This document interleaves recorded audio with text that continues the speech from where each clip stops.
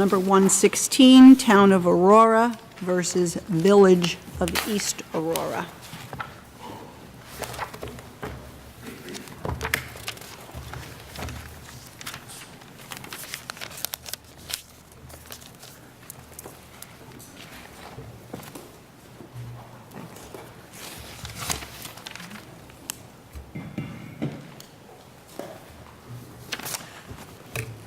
May it please the court.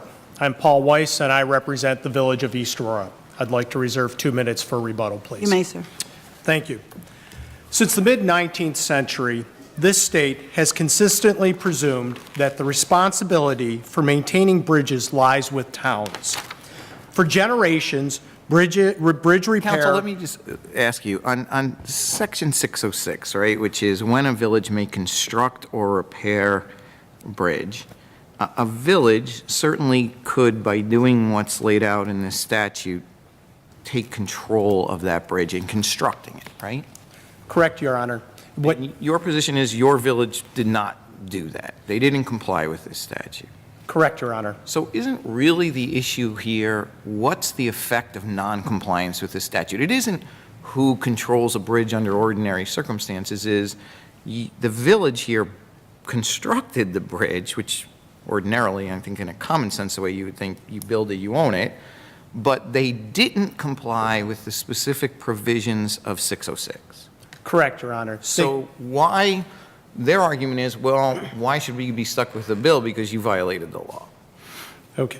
So that is an estoppel argument, which doesn't hold against... Don't you have to read it, Mr. Weiss, too, with 604, which starts out by saying, if the Board of Trustees of a village has supervision and control of the bridge therein, it shall continue to exercise such control under this chapter. Yes, Judge Fahey. They have to be read together. Yeah. And in this case, what you have is, Judge is indicating that the default position is that it is the town.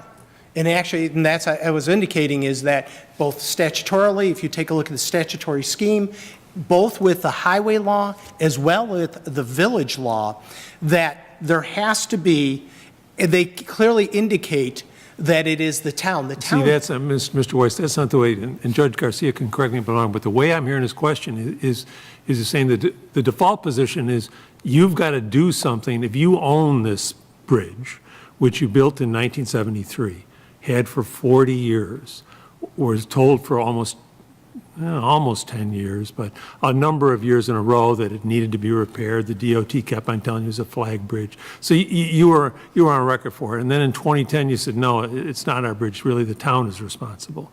That's the way I understand the sequence. If that is a sequence, then the question we have to ask is, does Section 142 apply of the old village law, or does a new village law apply? And under 142, the bridge did not exist at the time that chapter took effect, so it wouldn't apply, and you wouldn't own it, right? Correct. We well agree on that. Yes, however, that went out in September of 1973, and you finalized payment on this bridge in October 31st of 73. And that seems to say to me that Judge Garcia's question then is right on point if you read 604 and 606 together. Correct. And in fact, there was a non-existent bridge in 1973 when that law went into effect. So it was impossible for the village to actually supervise and control it. You see the problem with just allowing a village to do this, do what Judge Fahey was describing for 30 or 40 years, and then when they don't want to pay anymore, say, you know what, we actually violated this provision when we built this bridge, so now, town, you have to take over the payments. But doesn't the town have other things that they can do? They can impose a tax, right? Or couldn't they seek to enjoin them from building this bridge? There are, correct, Judge Stein. So there are a number of things, and actually there are a number of things that it's kind of, as Judge... Did you give them notice you were building the bridge? That was published in the paper. There were village minutes. There were village minutes. There was a resolution. So what effect that has other than general... There was not a notice directed to the town specifically. You mean there's a general public notice? No. Is that what you mean? No, there wasn't, no, that was a general notice, and it was a public meeting that it was at. So next week, if you decide to build another bridge and you don't get it approved, and the construction starts going on, what would the town, they have to watch and see you're building a bridge out there, or read the legal notices or your minutes, and then they're like, okay, you're building an illegal bridge, like, you're not approved for this, so you're not going to own it, we're going to own it. What do they do? I'm sorry, what do they? What would they do? What does the town do? Town do. The town has the responsibility for the supervision and control by default, So then they're going to be stuck with another bridge. And Your Honor, to look at it this way, For actually, which they can It tax the doesn't- village residents, right? Exactly, To Your pay Honor. for those repairs and Judge- maintenance. But could Yes. they tax only the village residents for that, or could they tax all the residents of the town for that? I don't know the answer to that. it would be both the town and the village, but the village is So a special. the other The town village is a special. residents would be paying for that village's bridge rather than just the village tax base. Yes. Right. So your interpretation of the state laws that exist is that villages can build bridges whenever they want, they can foot the construction costs for it, and then turn over the maintenance costs, not turn it over, it is by law an obligation of the town. Judge Wilson, yes, and what we have is, Problem with that is it doesn't take into account the first line of Section 604. If the Board of Trustees of a village has supervision and control of a bridge therein, it shall continue to exercise such control under this chapter. In every other case, the town's got it. But the only every- way you can get supervision and control is if you had it in 1897 or you followed 606. Isn't that right? exactly, Judge No, Stein. where, that's where it. does it say I 1897? didn't see that in the statute No. anywhere. Okay, what it doesn't say in the statute, and this is why you take a look at the legislative history. 142 did say. Well, the language is clear. Why should we look to legislative history? There's no date in the statute. Because what happened is, you have to do that because, I would respectfully submit, The problem with legislative history is East Aurora's built a lot of bridges up and down since the mid-1800s. And so I think that we're kind of stuck with plain language first, and then if there's an ambiguity, then of course, Mr. Weiss, we'd go to, but there doesn't seem to be any ambiguity about this language.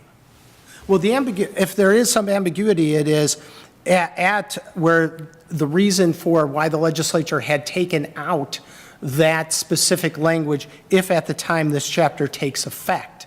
So what you have is, you did have it up until 1972, or 1973. In 1973, you don't have it. But if you take a look at the bill jacket says, this law has remained largely intact. So is So it- you take a is look it- at is it the fair bill to- jacket, and that takes you back to, there was nothing in the legislature. What is the meaning of taking that language out? What did that mean? That meant, you look at the bill jacket says largely intent. We took it out because we meant to keep it in? I mean, wasn't that's what I'm not understanding. No, But no, let me ask See you the a different problem question. with that Let me, argument. counsel, let me Question. just ask you this question, because No, it just because- goes back to something else you said, and I'm just not clear about this. Is it the village's position that it can unilaterally decide to build a bridge? The town has no say in it whatsoever, so the town can't prevent you from building the bridge, is that correct? The town can, only if you file 6-606, and that is a resolution which is passed by which then followed by a permissive referendum. So you have to file 604, which says that all the bridges are the town's.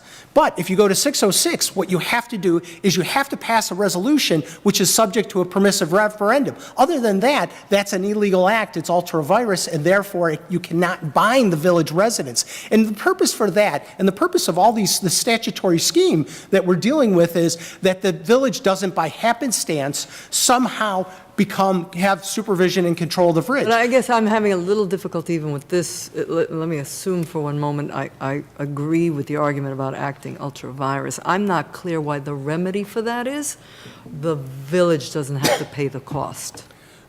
It's not that the village does, you mean the repair ongoing- and maintenance. Yes, that's what we're talking The town about. doesn't You either. already The- paid to have it built. The town can abandon the bridge. The town can block it off and let it deteriorate. It's not like you're holding the town into perpetuity. That becomes a town decision whether or not the town is going to then Is that really only continue a it. town decision, or would the state be involved in that? No, These are village roads, and it deals with that the village is a highway district, the village is a separate highway district, so it's not, there are 3 other bridges in the village that are statewide, whether to their state or to their county, and one that is state. So what you're dealing with is these are specifically, and this actually goes back to English law. English law, which this state in 1784 had decided, this state decided that that becomes not the county, which is what English law was, but rather that it becomes the town's responsibility. And so when you have the town responsibility, and that fits into the legislative history as well as the statutory scheme that we have here. The statutory scheme is, the default is that it's the town.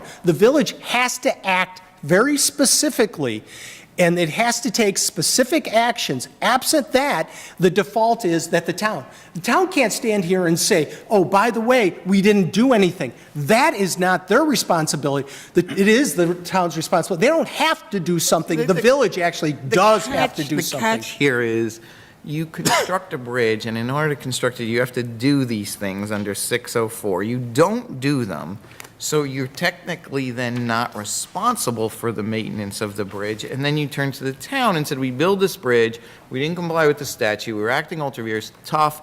The town residents now are going to pay the bill for this village bridge that we decided to build without following the law. It seems like not a very good incentive built into that answer. The village residents are also town residents.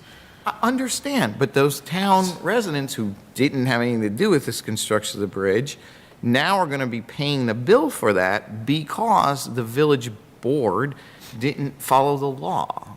And but that's not what the village is trying to do. That's what the state legislature has said in 6-606 by using the term The may. problem is, we go back to the same, it doesn't apply if you had supervision and control of the bridge therein. The village of East Aurora had supervision and control of the bridge therein, and so it simply doesn't apply. You have to read that sentence out for you to be correct. Your Honor, what you would have to take a look at is when you say look at supervision and control, supervision and control can only happen through 6-606. So when you say 142 of the previous law clearly points it to 1909, 140, what you're dealing with is there is actually, please take a look at the record. I will, Mr. Weiss, but oddly enough, it's funny because when you look at 142, it has almost the exact same sentence in the beginning. It has if, then the sentence that's taken out, at the time this chapter takes effect, the Board of Trustees has supervision and control. I don't see how that helps you. You're confusing me. Okay, if you take a look at that language sets it at 1909. The Attorney General opinion in 1974. That means you had supervision and control in 1909. Says it should be 1909. You didn't have it. It's a vesting provision which was taken out. It was taken out, and so at the time that this law went into effect, the board had supervision and control, and there was no 1909 vesting provision. Well, that had been removed. Can it mean that when the original law was passed in 1897, right? Yes. There were no rules for how to obtain control of a bridge for a village, right? No, there weren't. Is that right? No, Your Honor. Okay, so you could do it by just doing it, which is what they did here. But in 1897, the law changed and said, now the only way you can do it is by these mechanisms. Correct, Your right? Honor. Okay. So then they did this, so it was one of two things at that point in time. Either you actually built it and took control of it and did whatever you wanted to do before 1897, or you followed the rules. Correct. You had a referendum and all that stuff. Okay. So then we come to 1973, and they redo the laws. Right? So Yes. doesn't that all still carry forward? Or wouldn't we otherwise be saying that from 1897 to 1973, there's only one way you can assume control, but after 1973, we're going back to the wild, wild west, where you can do it by any act? And Your Honor, that 1973 provision, I agree with you, because what you're saying is the 1973 The bill jacket clearly indicates that it was largely passed intact. What's important to indicate here also is that the town, in the reply brief to the amicus, actually say on page 1 that the bridge was completed after 1973. Just to be clear, where's the prior version of the statute or the prior law that uses the word only, solely, any of those words? There isn't one. Oh, okay. And Your Honor, when you're dealing with that, as the Fourth Department did, they added the word only to the statute. May actually is a discretionary No, I think act. they're saying it doesn't say only. But you have to look at may and may only. But my question to you was, is there any prior law, pre-1973, that uses the word only? No, there isn't, Your Honor. And the word may, though, is for discretionary act, not one of several options. Thank you, counsel. Thank Counsel? you.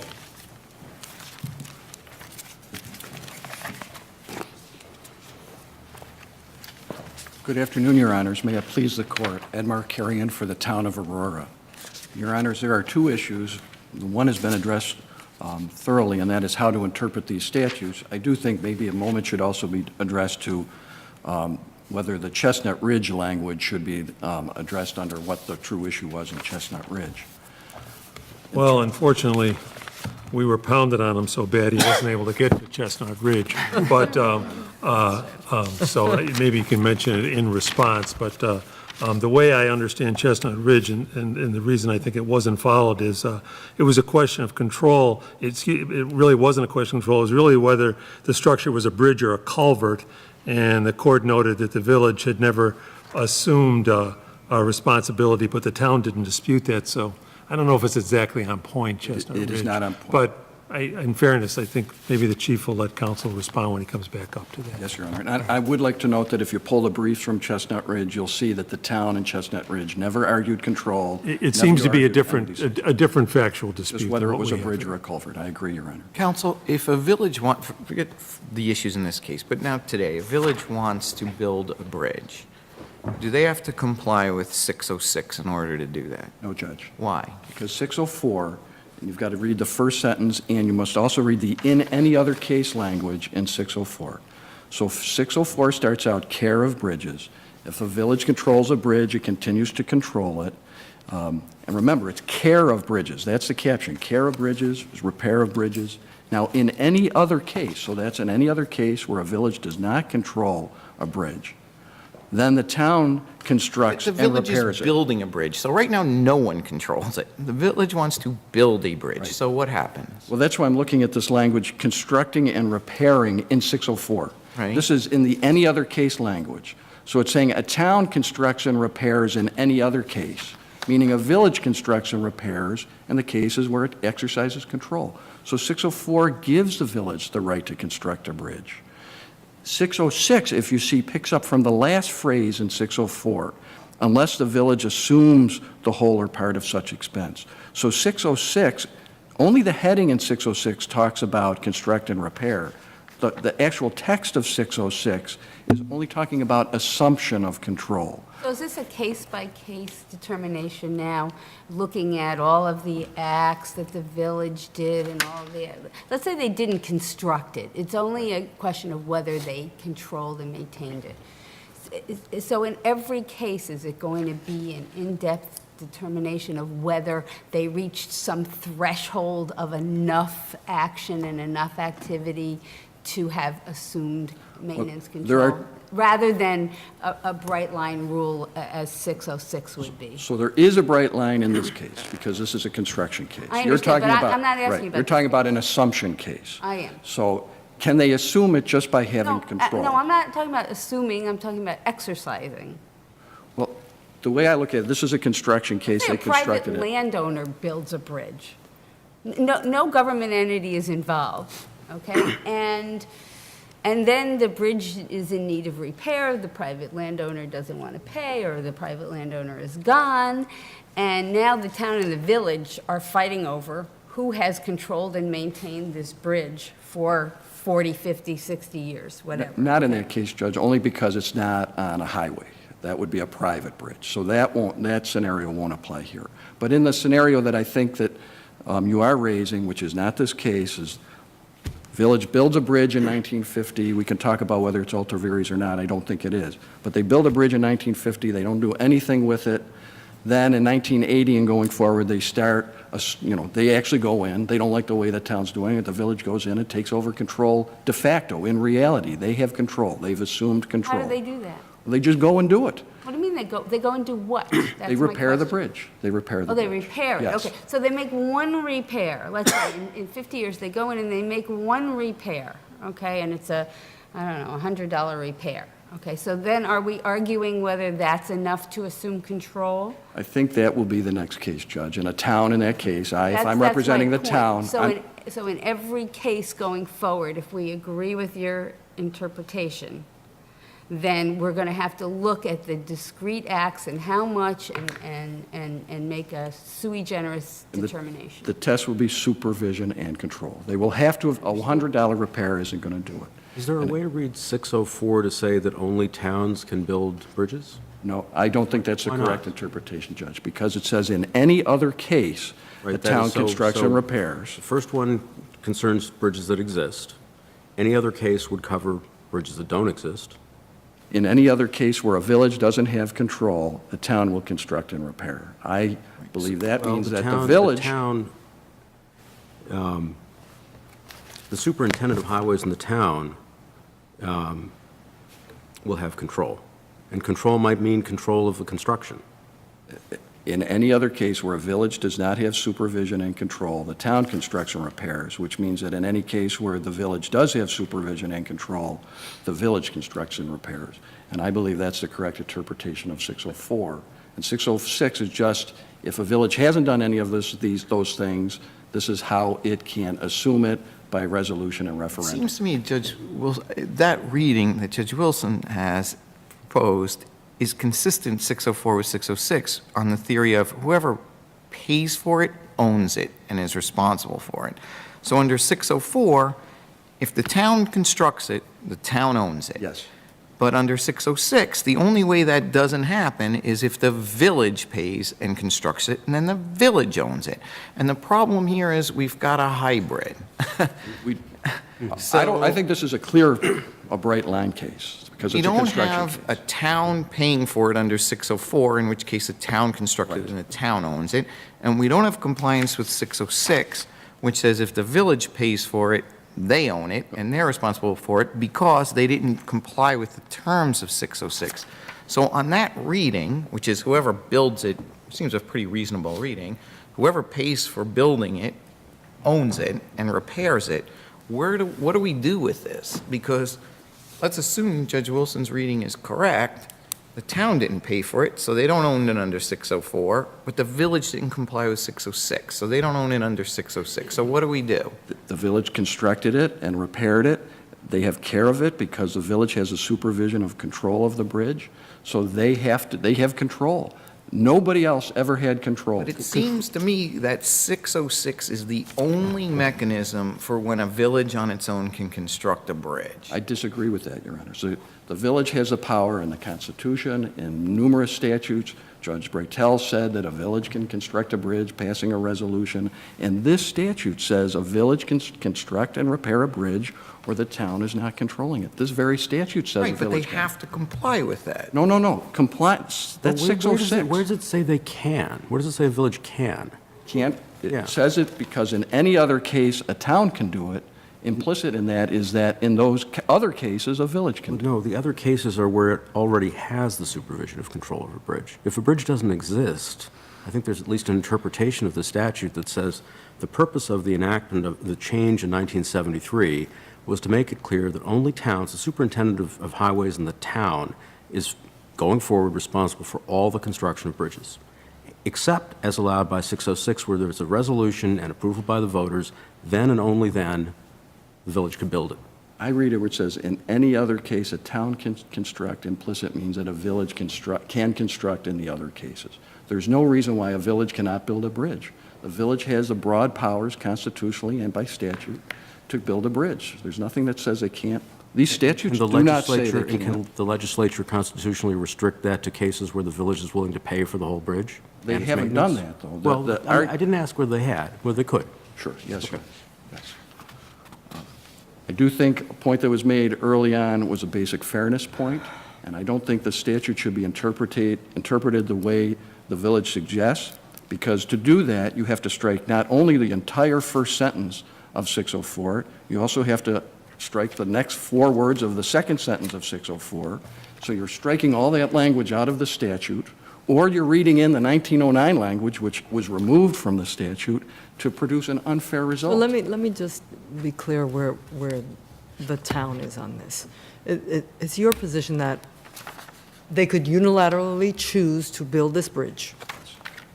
They didn't have to give you notice of, or they didn't have to give some kind of notice directed specifically to the town to do so, correct? Yes. Okay.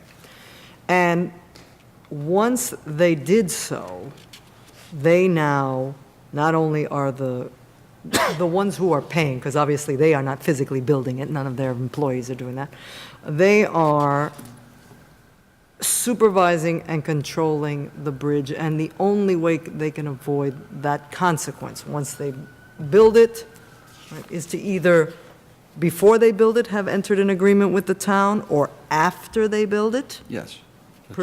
go pursuant to The section statute- 606, 608. 606 encourages that, Your Honor. But what if they just build a bridge and they never do anything else? They never do any repairs, they never supervise it, they never control it, they just turn to you and they say, okay, here's your bridge.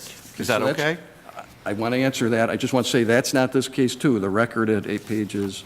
No, I understand. 58. but They've been I- controlling it all I understood along. your reading to be that the village can build boards without complying with 606. They can just go and build them, so then they can build them and then turn to you and say, here's your bridge.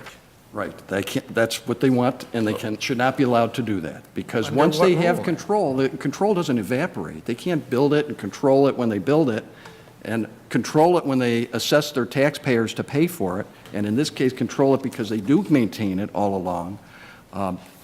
They can't do that, or just build it and walk away, which I think is your example. If they build it and walk away, that doesn't give up control. Control doesn't evaporate. They had the control. They created it.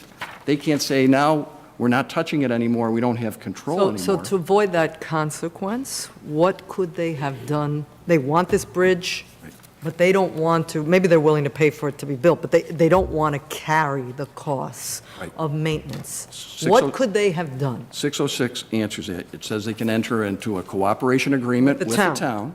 In fact, it refers not only to that statement, it refers to Article 5G of the General Municipal Law, which is a municipal cooperation So if statute. they come to the town, and the town says, we don't want to pay for this, we don't want to enter an agreement, then what is left for the village is to decide to build it, and as Judge Garcia said, now you own it, you got to deal with it from now on, or not build it. That's Correct? correct. That's And what that's a then fair their result. options are, If you build it unilaterally and the town... which you have a right to do, you argue, right under to the do. law. Correct. If you build it unilaterally, then you pay for it. Thank you, counsel. Thank you, Your Honor. Counsel?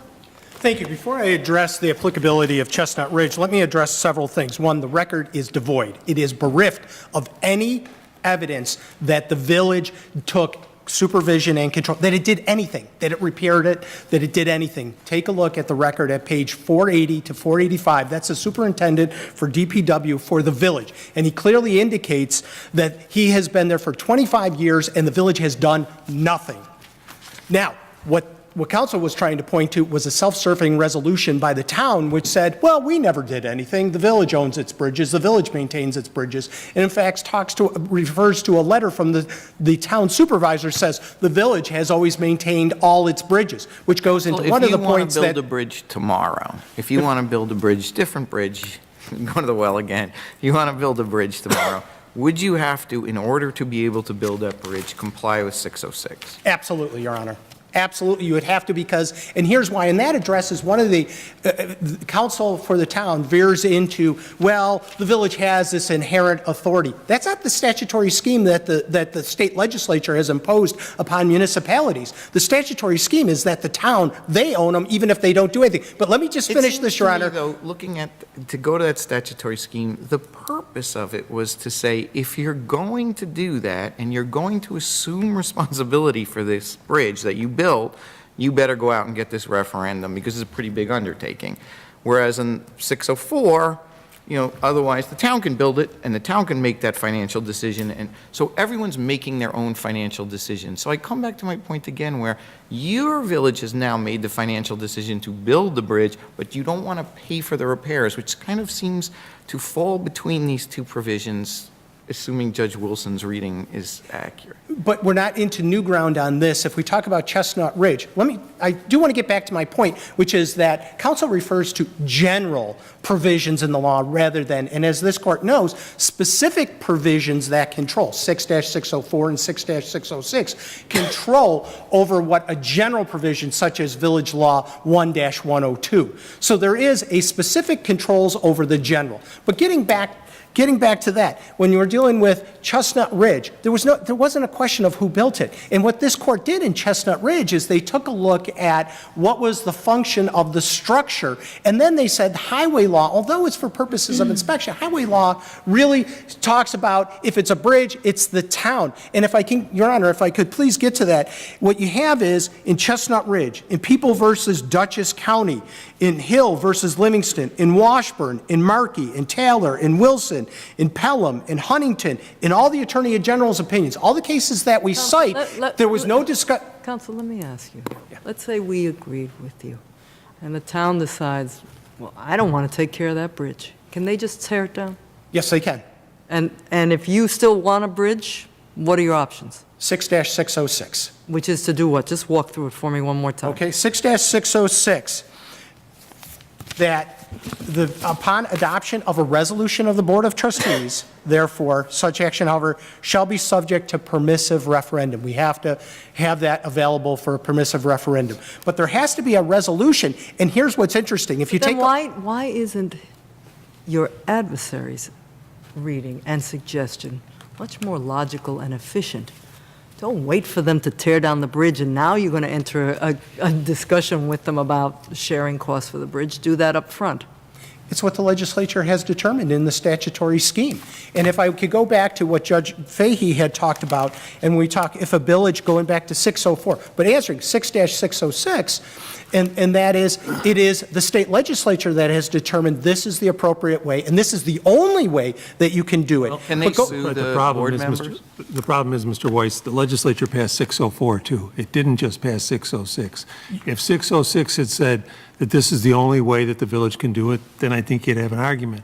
But they left in 604, which has a history that goes back about 160 years right now, the language there, and it said if a village assumes control and responsibility, they have control and responsibility, and that's what happened here. 606 is the assumed control and responsibility, and there's a specific provision. 604, however, says if the Board of Trustees of a village has supervision and control. First, supervision and control is not defined within the statute. That's number one. And number two. Whoa, slow down. It's not defined in the statute, but we all read English here, and that means that you're in charge of the bridge, right? No, actually, what you would look is some continuing activity. Those are verbs in which you're dealing with activities, Your Honor. Listen, I don't want to read through the record with you and nitpick it to death, but I count 10 different flaggings that the village received telling them that they had to take care of this bridge. And it wasn't until 2010 that they said, no, it's not our bridge.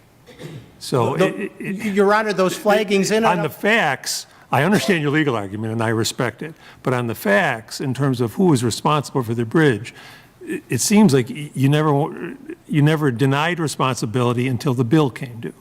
That's what it looks like. No, there was initially you said we're getting money to actually make these repairs. What it was is Sounds like that you thought you had supervision and control. And again, that's ultra-virus, and that's a misunderstanding, and we deal with, in Russell deals with, you cannot hold against a subsequent administration the wrongful acts of a prior administration. But let me just say, also in the record, Your Honor, is a representation by David Gunner, the town superintendent of highway superintendent, asking the board of the town for money in which to look at in engineering. And since 2000, I believe it was, when the village said, so if we look at the flags, we have the flags on the one side, we also have the flags from the DOT coming to the town every time after that. So if we look at pre-2010, how do you discount the ones that happen after that where the DOT says, town, you have the responsibility? And I want to get to that 604 just very briefly, in that it says, Very briefly, Council. if Board of Trustees has supervision and control, that was 1973. The operative date was in September. The bridge was not finished until October of 1973. So at the time this went into effect, it is not the 1973 law that applies. It's the 142, the 1897, or the 1909, which says at this time, which is 1909. Thank you, Council. Thank you very much. Thank you.